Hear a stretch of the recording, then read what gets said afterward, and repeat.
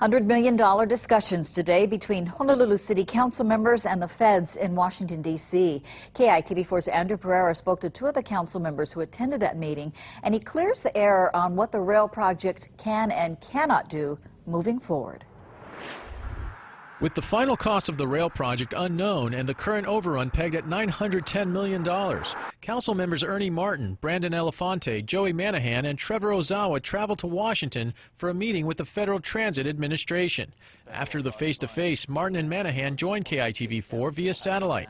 They say the FTA will require a replacement for $210 million in federal bus funds before that amount can be removed from the rail project's financial plan. It was very definitive that they said that it was a local decision to be made.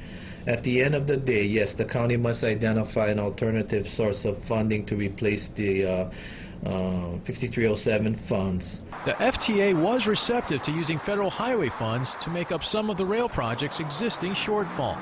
It was something that they themselves put on the table that Honolulu should vigorously pursue in overcoming some of that shortfall.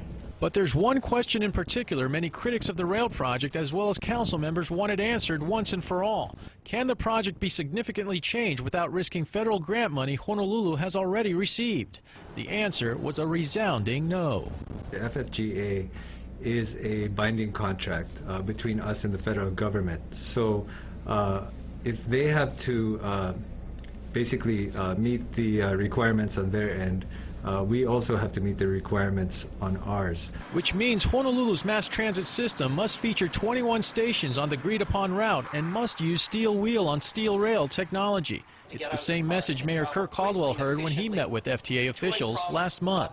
They made it clear that we signed what is called a full funding grant agreement. It's a legal document, and we cannot change that document. So far, Congress has transferred more than $806 million to the city under a full funding grant agreement worth a total of $1.55 billion.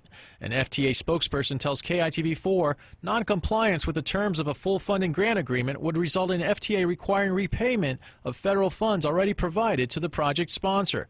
But that's not all. To change the technology or to reduce the number of stations would require the city to undertake another environmental review of the project itself. Andrew Pereira, KITV4 News. Mayor Kirk Caldwell currently lobbying state lawmakers for an extension of the 0.5% rail tax on Oahu to provide additional funding for the rail project. That tax is supposed to sunset at the end of 2022. And this is raising some eyebrows tonight. Our partners at civilbeat.com obtained minutes to a private strategy session between rail officials and the city attorney. That closed-door meeting was on December 18th and already showed budget concerns. Planners talked about ways to get Governor David Ige and state lawmakers on board a plan to extend that rail tax to overcome budget shortfalls. This was a full month before KITV4 broke the story of the cost overrun projected to reach nearly $1 billion.